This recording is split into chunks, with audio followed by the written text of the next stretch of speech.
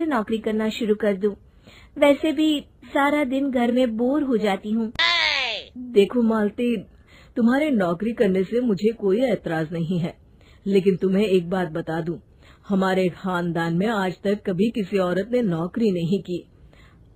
फिर भी एक बार तुम माँ से पूछ कर देखो, अगर वो तुम्हें नौकरी करने की इजाजत दे देती है तो अच्छी बात है।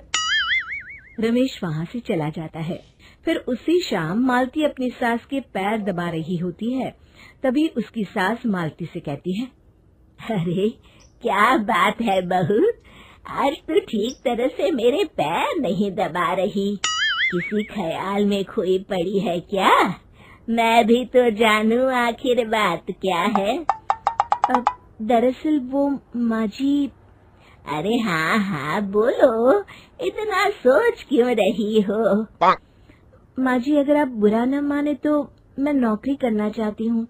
घर के काम करने के बाद मेरे पास काफी वक्त बच जाता है। मालती की ये बात सुनकर उसकी सास गुस्से में कहती है, अरे बहू, तेरी तबीयत तो ठीक है ना? आज ये कैसी बहकी बातें कर रही है? भला हमारे खानदान में आज तक कभी किसी औरत ने नौकरी की है जो तू नौकरी करने की बात कर रही है, हैं? अरे बहू, तू क्या रिश्तेदारी में हमारी नाक कटाना चाहती है? जितना जल्दी हो सके अपने दिमाग से नौकरी का भूत उतार दे, और अब जा, जल्दी से रसोई में जा, खाना बनाने का वक्त हो रहा है। मालती मन मार कर खाना पकाने के लिए रसोई घर में चली जाती है। अगले दिन, नमस्ते माँ जी, कैसी हैं आप? अरे आओ आओ दिवाकर बेटा, बैठो, मैं तुम्हारे लिए चाय मंगाती हूँ। बहू, जरा एक कप चाय तो लेती आना। फिर दिवाकर एक फाइल खोलकर मालती की सास के सामने रख देता है। ये देखिए माँ जी, ये है पिछले महीने का हिसाब और ये रहे मुनाफे के रुपए। एक बार हिसाब देख लीजिए और इन कागजों पर अपने दस्तखत कर दीजिए। अरे दिवाकर बेटा, मैंने भला आज तक कभी तेरा हिसाब देखा है जो अब देखूंगी? ला बता, कहाँ दस्तखत करूं? तभी मालती चाय लेकर वहाँ आ जाती है और अपनी सास को बिना कागजातों को पढ़े इस तरह लापरवाही से दस्तखत करते हुए देखकर हैरान रह जाती है। अच्छा माँ जी, अब मैं चलता हूँ, फैक्ट्री में बहुत काम है। फिर दिवाकर वहाँ से चला जाता है। कुछ दिनों बाद मालती बाजार में कुछ सामान खरीद रही होती है। तभी एक बूढ़ा आदमी उसे आवाज देता है, अरे मालती बेटी, कैसी हो? मुझे पहचाना? मैं तुम्हारी कंपनी में मुनीम का काम करता हूँ। हाँ चाचा जी, मैं आपको बिल्कुल पहचानती हूँ। कहिए, कैसे हैं आप? मैं तो ठीक हूँ। कंपनी में कुछ भी ठीक नहीं चल रहा, यहाँ तक कि हमें ठीक वक्त पर तनख्वाह भी नहीं मिलती। ये आप क्या कह रहे हैं? अब क्या बताऊँ, आप लोग तो कभी हिसाब किताब देखने दफ्तर आते नहीं।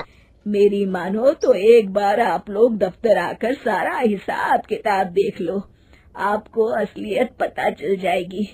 अच्छा बेटी, अब मैं चलता हूँ, देर हो रही है। फिर वो बूढ़ा वहाँ से चला जाता है। वहीं दूसरी तरफ मालती घर पहुंचकर अपनी सास को सारी बात बताती है।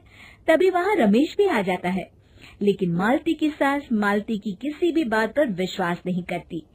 तभी रमेश कहता है, अरे माँ, बिना आग के कभी धुआं नहीं उठता। जब मालती इतना कह रही है तो हमें एक बार दफ्तर चलकर देख लेना चाहिए।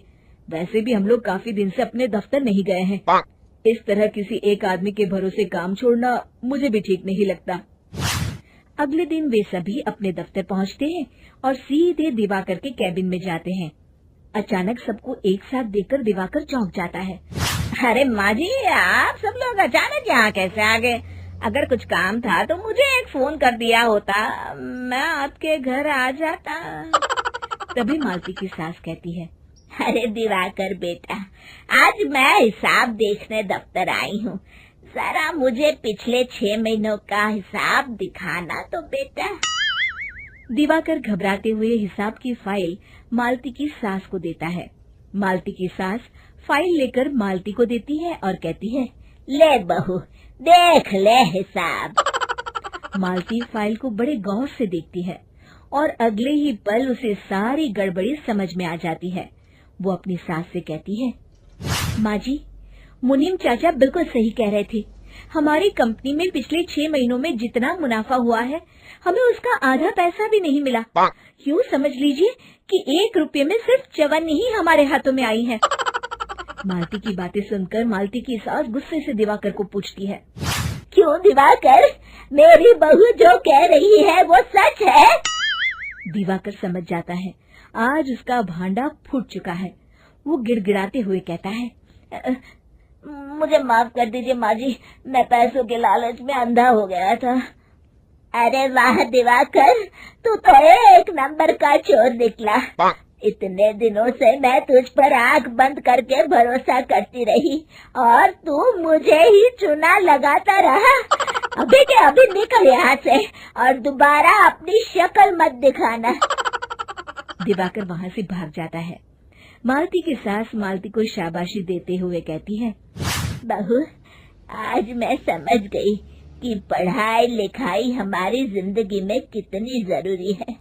मैं बहुत किस्मत वाली हूँ जो मुझे तुझ जैसी बहू मिली है। शिक्षा, पढ़ाई लिखाई का इस्तेमाल सही जगह करके हम दुनिया में बहुत कुछ बदल सकते हैं।